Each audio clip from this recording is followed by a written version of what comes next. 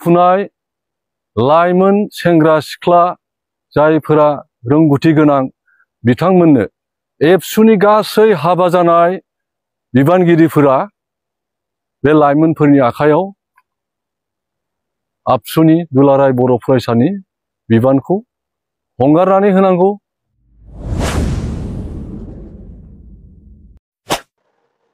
खुलुमबाय रायजोफोर। गिबियाव फिथांखि ब्लग इउट्यूब चेनेलनिफ्राय रायजो राजा बयनिसिमबो फुंबिलिनि गोजोननाय बावहरनाय जाबाय। जायफ्रा सानफ्रोमबो फुंबिलि समावहाय खौरां खोनासंनो मोजां मोनो नोंथांमोननि थाखाय आङो आरोबाव माखासे रिपर्ट्सफोरखौहाय लानानै फैबावनाय जाबाय। रायजोफोर, आङो भिडिअखौहाय होलांबाय थागोन। हारिनि सोरबा हेंथा बाथ्रा बुङोब्ला बिनि एगेन्स्टआव आङो भिडिअ बानायलांबाय थागोन। आङो रावखौबो गिया, सोर मा खालामो खालामबाय था। रायजो राजा नोंथांमोन, जों गिबियावनो बिक्रम दैमारी बिथांनि सायावहाय भिडिअ बानायनो आङो आखायाव लादों। नैथियावहाय आङो आबसुनि आफादगिरि दिपेन बर' सारनि बुंनायनि सायाव फंनैसो बाथ्रा बुंनो सानदों। थामथियावहाय आङो जोंब्लावनाय अरनि सायावहाय फंनैसो बाथ्रा बुंगोन। ब्रैथियावहाय आङो दावराव देख्रेबनि सायावहायनो बाथ्रा बुंनाय जागोन। बाथियावहाय आङो हाग्रामा महिलारि शिबनि सायावनो आङो बाथ्रा फोरमायनाय जागोन। दथियावहाय आङो आसामनि chief minister doctor Hemant Biswa Sharma सारनि सायावहाय बुंनाय जागोन। आरो जोबनायावहाय भलन्टियार फर्सनि मावथिफोरनि बुंनाय सायावहाय आङो बाथ्रा सावरायनाय जागोन। बे समाव जोङो बिक्रम दैमारी बिथांनि भिडिअखौ नोंथांमोना खोनासंनानै लादो। आङो ससे हगारना होनाय जासिगोन। इलेक्शननि समाव जोंनि खुगाजों जोंनि गोसोजों जों गोबां मानसिखौ राजनितिकआव देरहानो थाखाय सैथो असैथो जों दिनै सोरखौबा बुंफ्लांबाय रायफ्लांबाय। बेफोर गासिबो मोनसे राजनितिकनि मोनसे प्रक्रिया होननानै बुंनांगोन। नाथाय फ्राय जों सैथोखौ रायजोनो जों लांनो नाजादों आरो सैथोजों जों आवगायलांनो नाजादों। गासैनि थाखाय आंनि पार्सनेलि हिसाबै बयनिसिमबो आङो निमाहा बिदों। बिक्रम दैमारीया दिनैनि समावहाय रायजो राजाफोरनि सिगाङावहाय थार बाथ्राखौहाय बेखेवनानै होबाय। बै समावहाय बिक्रम दैमारीया बेसेबां थगायदों रायजो राजाफ्रा बेखौनो नंगौ होननानै सानदों। नाथाय 100आव 90%खौनो बिक्रम दैमारीया थगायबोदों रायजो राजाफोरखौहाय गावनि उदैखौ फिसिनोहाय खाबु मोनफिननांगौनि खारनावहाय। दिनै नुबाय दा रायजो राजा नोंथांमोन ससियेल मिडियायावहाय आंलाय मानिथो खारनावहाय बिक्रम दैमारीखौहाय भिडिअ बानायबाय थादों। दिनै फोरमान होबाय। दिनै रायजो राजानि सिगाङावहाय निमाहा बिनाय भिडिअ बानायनाय जोङो नुनो मोनबाय रायजोफोर। अब्ला बे समावहाय हारिया अलखदाव फैनायनि लामायाव फैबाय। दा बिक्रम दैमारीनि उदैया 5 बोसोरा सुफुं जासिगोन।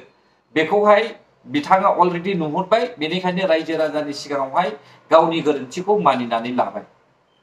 बेफोरबायदि थानो नाङा रायजोनि गेजेरावहाय। मिथिबायना रायजोफोर? बेबायदि जानो नाङा। नंगौखौ नंगौ, नङिखौ नङै बेफोरबायदि बाथ्रा बुंनायासो मानसिनि आखु। दानिया नैथियाव फैदो आबसुनि दैदेनगिरि दिपेन बर' सार मा बुंदों फंनैसो ससेसो बाथ्राखौहाय खोनासंनानै लादो। दावराव देख्रेब नार्जारी, अमर सिंह ब्रह्म आरो जाय व्यक्तिफोरानो जाया मानो सम आरो थासारियाव जोंनो डिबेट नांगौ, जोंनो क्रिटिसिजमबो नांगौ। सम आरो थासारियाव बे डिबेट आरो क्रिटिसिजमनि गेजेरजों कारेक्सन आरो जोङो हारिखौ आवगायलांनायनि बेलायाव जोङो माबा मोनसे लामा जोङो दिहुनो। किन्तु खोथा गैया, बाथ्रा गैया, सम गैया, बोथोर गैया। एनि टाइम माहारियारि आफादनि बिबानगिरि आरो जोंनि हाबा मावनायनि सायाव सोरबाया जुदि सोंखारिबाय थायोब्ला बेफोरो हारिनि थाखाय मोजां बाथ्रा नङा। आरो बेयाव नोङो सोरखौबा एक्सप'ज खालामनो थांनानै सोरखौबा नोङो गावनि निकृष्ट सिन्ता सान्थौ जे बायदिसिना खोथा बुंनानै बिथांमोनखौ गादबनांगौ, बिथांमोनखौ नासयनांगौ, माहारियारि आफादखौ धंस खालामनांगौ, खैसाराव खोलैनांगौ, माहारियारि आफादफोरनि बिबानगिरिफोरखौ गाज्रि गाज्रि बाथ्रा बुंनानै समाजाव एक्सप'ज खालामनांगौ। बेफोर खोथाखौ जेला जाय व्यक्तिफ्रा बुङो बा बुंनो नाजायो बा दिनै बुंगासिनो दङ, गावबा गावनि जि आखल आखु गावबा गावनि केरेक्टार्सखौसो बिथांमोना एक्सप'ज खालामनानै लानाय जादों। बड'फा उपेन्द्रनाथ ब्रह्मनि मुसुखाखौ गाज्रि महर होनायनि सायावहाय सोंखारिनायनि थाखाय बर'नि माखासे हिंसायारि मोजां मोनग्रा दैदेनगिरिफ्रा आबसुखौ नोजोर होनानै गाज्रि गाज्रि बाथ्रा बुंनायनि सायावहाय दिपेन बर' सारा बुंबाय। दिनै बड'फा उपेन्द्रनाथ ब्रह्मनि मुसुखाया भारतनि राजधानी दिल्लीयाव सिन्थायनो दङ। नाथाय बेयाव थासेयावबो गावनि न'नि उसुंनि मुसुखाखौनो जुदि बुफायोब्ला अब्ला बै दिल्लीनिया मा जानांगौ? मारै जों बर' हारिया मान सन्मान मोननांगौ बेखौबोथ' साननो रोंनांगोन। बेखायनो आं सानदों जाय मानसिया बुफायबाय बिपिएफनिफ्रायनो जा इउपिपिएलनिफ्रायनो जा आबसुनिफ्रायनो जा बनसुनिफ्रायनो जा ना गुबुन हारिफोरनिफ्रायनो जा बेखौ थाबैनो हमनांगौ आरो आयेन मथे साजा होनांगौ। हारिनि मोनसे जारिमिनारि खाम्फाखौहाय माब्लाबाबो बेबायदि बुख्रुब बुख्राब खालामनोहाय सुबिदा होनो नाङा। आरो लोगोसे आबसुखौ रायग्रा जायफ्रा साधारन सुबुं सानैसो आइजोफोर दङ बिसोरखौबो हमनानै साजा होनांगौ, आयेन फोरोंनांगौ बिसोरखौहाय। मानि खारनैहाय बे सानै आइजोफ्रा ससियेल मिडियायावहाय आबसुखौ रायदों आं बेखौहाय नोजोर होगासिनो दङ रायजोफोर। इयुननि समावहाय आं बिसोरनि भिडिअखौ लाबोनाय जागोन। बे समाव थामथियाव जों सावरायनोसै रायजोफोर। नैबे जाहैबाय बिजित गोरा नार्जारिखौहाय बिजेपि पार्टिनिफ्राय बिपिएफआव फैजानो बानानै होबथानाय मोनसे मुसुखा सावनाय। दा बिपिएफ पार्टिनि अभारटेकिंआ लानायानो जायाखै, गाबोननि समावसो समायखिरा लानाय जागोन। गाबोनसो अभारटेकिं लागोन, नोंथांमोना बयबो मिथिखागौ। दा बिनि सिगांनो एमसिएलए सोसननायनि दावराव दावसि जाखाबाय। अब्ला बेबायदि सरकारा माब्रै गोजोन थासारि लाबोनो हागोन बेखौहाय आं नुहुराखै रायजोफोर। दा नोंथांमोनासो मिथिसिगौ मा सानो। आं एसेबांबो बुंनो साना, नङाब्ला बांद्रायलाबो गाज्रि जायो। बेनिखायनो आं एसेबां बुंनो साना रायजोफोर। बे समाव फैदो दावराव देख्रेब। दावराव देख्रेबा मा बुंदों ससे खोनासंदो रायजोफोर। जानो मोजां आरो बिटिसिआव माने थानाय खुंथायाव थानाय हाग्रामा महिलारिनि जायनाखि टिम बिसोरबो साबधान जानाया मोजां। दा नङै फिसा फिसा बिसोर दिनै इसु बानायगोन बिसोरो जाथारैखौनो दा बुंलाबायगोन रन्जन दैमारि गनांसिगौ, रन्जन दैमारिखौ मा बुंवाखै ओरै होनजागोन बिसोर दा। खिन्थु गावसोरसो जेबो मावनो हायाखिसै। 5 बोसोर बिसोर ओरैनो दिन थांबाय, बेखौ बिसोर जेबो बुंनाय नङा। खिन्थु दासो बुंगोन बिसोर दा रन्जन दैमारिखौ मा बुंवाखै, दा बिनि आन्दलन खालामनांगोन बिसोर दा। दा बेफोरबायदि खारजखलापखौ बिसोर खालामगोन दा। फिसा फिसा दाय लानानै फिसा फिसा दाय नागिरनानै बे माने बिटिसिखौ डिस्टार्ब खालामनाय, बिटिसिखौ मावनो माने खाबु होयै बेखौ खालामबाय थागोन बिसोरो। बिटिसि माने बिटिआर एकर्डआ मावफुङाखै होननानै बिटिआर एकर्ड मावफुङैनि दाय होगोन बिसोरो। बेबायदि खामानिखौ बिसोर मावबाय थागोन। ओंखायनो जों दिनै माने बिटिसि खुंथायनि जायनाखि बिपिएफ नेताफोर, हाग्रामा महिलारि दैदेननाय माबा बिदि कलिगफोर साबधान जानांगोन। दावराव देख्रेब आदै, बे समावहाय गावसोरखौनो दायनिफ्राय बारग'नो होननानै दासान। साफ्रोमबो रायजो राजाया ससियेल मिडियायाव नुदों नोंथांमोनानो बर' हारिनि गेजेरावहाय बयनिफ्रायबो गाज्रिसिन असान्तिसिन रायजो राजानि गेजेरावहाय अर सावनानै होग्रा होननानै नोंसोरखौनो नुगासिनो दङ रायजो राजाया। आरो नोंसोर बायदि मानसियानो आबसुखौहाय बखिनायनि खारनाबो जाहैबाय आंनि खोनानाय मथेब्ला नोङो आबसुजोंहाय बै समावहाय एसे साजा होजादों। बाखि जेसेबांनाखि बाथ्रा दङ आं बुंथ'ला, उनाव बुंगोन आं। मिथिबाय दा रायजोफोर। दा दावराव देख्रेब आदैया बुंनाय मथेब्ला बिथांमोना जेरैबायदि बुंदोंना रन्जन दैमारि सारनि खोथा, रन्जन दैमारि सारखौहाय बिपिएफनि चिफ हाग्रामा महिलारि सारा मा बुंदों नोंथांमोना खोनासं बे समाव। रन्जन दैमारिनि बेलायाव मा बुंनो सार? रन्जन दैमारिखौथ' आं पावाराव फैब्ला आं बख'नो हायो। दा हाग्रामा महिलारि सारनि भिडिअखौ आं दिन्थिनानै होग्रोखाबाय। दा दावराव देख्रेब बिथांनि सायावनो आङो भिडिअ बानायनानैहाय हाग्रामा महिलारि सारनि भिडिअखौबो आङो दिन्थिनानै होखाबाय। दा बेफोर भिडिअखौ नुनानैसो खोनानानैसो रायजो राजाफ्रा दिनैनि समावहाय बिपिएफ पार्टिखौहाय फाउन्डार एनडिएफबिनि रन्जन दैमारि सारखौ बख'जानो लुबैनाय जोङो नुनो मोनदों। अब्ला आदै नोंथाङा मा दिनै थगायनो सानदों नामा? गावसोरखौहाय साधु दिन्थिनो सानदों नामा? आंनि मथेब्ला दावराव देख्रेबमोन बायदिखौहाय रायजो राजाफ्रा जायगासो होनो नांला। फारसेथिं बिसोर बायदि मानसिया ओरै फारसेथिं बिपिएफ पार्टिखौबो नासयनोसो लामा लागासिनो दङ। बेखौसो जोङो नुदों।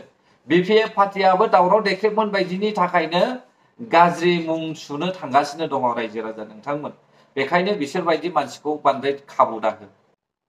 दा बेफोर बाथ्राखौ लानानैसो दिनैनि समाव आंबो आसा खालामदों बिपिएफ पार्टिया रन्जन दैमारि सारखौहाय जेलनिफ्राय बख'गोन मानोना बिसोरो सिंगल लार्जेस्ट नाम्बार लानानै बे समावहाय पार्टी दागोन रायजो सालायगोन बेयावथ' बिसोरहा फुल पावार दङ ओंखायनो आं सानदों हाग्रामा महिलारि सारा रन्जन दैमारि सारखौ बे समावहाय दिहुनगोन रायजोफोर दानिया फैदो जोङो द'थि नाम्बारावहाय हाग्रामा महिलारि सारा मा बाथ्रा बुंदोंमोन आरो हेमन्त बिश्व शर्मा सारा मा बाथ्रा बुंदों बेखौहाय रायजो राजाफ्रा मा फोरमान होदों खोनासं হিমন্ত বিশ্ব শর্মা যদি উচ্ছেদ করে হাগ্রামা মহিলার দম আছে নাকি বাধা দিয়া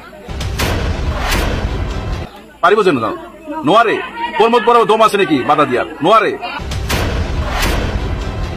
মাইনরিটি মানুষ বাদ দিও ট্রাইবেল বেন ব্লকত আপনার বাঁশবাড়ি এরিয়াত কিমান হাজার বিঘা জমি লোয়ার কারে পরিকল্পনা করি थारैनो हागोन ना हाग्रामा महिलारि सारा हेमन्त बिश्व शर्मा सारनि इलेक्शनखौहाय होबथानोहाय हामारगोन ना जुदि होबथायो अब्लाथ' जोंनि बर' हारिनि थाखायनो बेयो मा जानानै फैयो गाज्रि जानानै फैगोन जुदि जों माइनरिटिखौहाय सोसननानै दोननानैहाय माइनरिटिखौ होनो मोना होननानै बुङोब्ला अब्ला बियो जोंनि हारिनि थाखायनो गाज्रि जागोन अब्ला बे समावहाय भट मोननो थाखाय मा बुंबोदों मा बुंबोआखै दा नायनोसै मा जालाङो रायजोफोर जोबनायाव नैबे भलन्टियार फर्सनि मानसिफ्रा आबसुखौहाय सोलायजानो लुबैदों सोरखौ सोलायजानो लुबैदों आदैमोन एसे ससियेल मिडियानि जायफ्रा निउस रिपर्टारफोर बिसोरनोहायबो फोरमायजागोन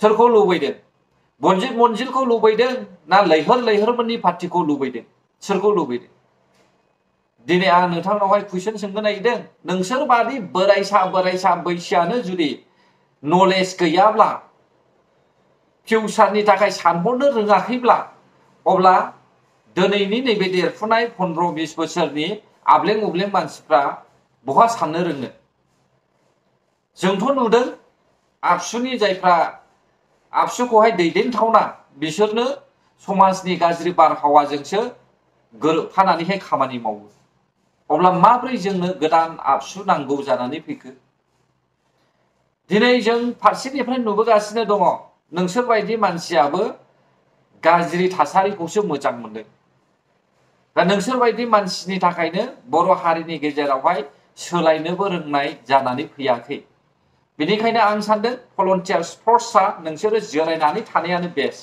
सिगांबो माबायदि खामानि मावबोदों बेखौ साफ्रोमबो रायजो राजाया मिथिगौ बै समाव आं उन्दैमोन आं इसेबां गोसोआवबो गैया खिन्थु जारिमिनखौ नायनानै आं मिथियो दे भलन्टियार फर्सआ मा पार्टी मिथिगौना रायजोफोर बिजिरनानै नाय जानला मोनला गोदाव सोराव बेफोरबायदि ससियेल मिडियायावहाय खुगायाव जायखौनो फैयो बेखौनो बाथ्रा बुंनो नाङा आदैमोन मिथिबाय दा एसे लाजिनोबो सोलों नैबे जुगा ससियेल मिडिया जुग आरो 5G मुगा अन्थाइ मुगा नङा जानला मोनला बुंलायाखौनो खोनासंनांगौ होननानैहाय नायगोन जों बिपिएफ पार्टिया मा खामानि मावो मिथिबाय दा जे पार्टी बिपिएफ पार्टिया जायखौहाय इलेक्शन केम्पिंआवहाय स्लगान होदोंमोन बे खामानिखौ मावो ना मावा जों नायगोन फार्स्ट प्रायोरिटियानो बर' हारिनि थाखाय हा फाट्टा होनाय दा बेयावनो जोङो नुजेनगोन बिपिएफ पार्टिखौहाय सोरनो होयो सोरनो दोनो अब्ला गोजोन्थों रायजो राजा नोंथांमोन भिडिअखौ जोबजासे नायनायनि थाखाय बर' हारि जै जाथों जै बर' हारिनि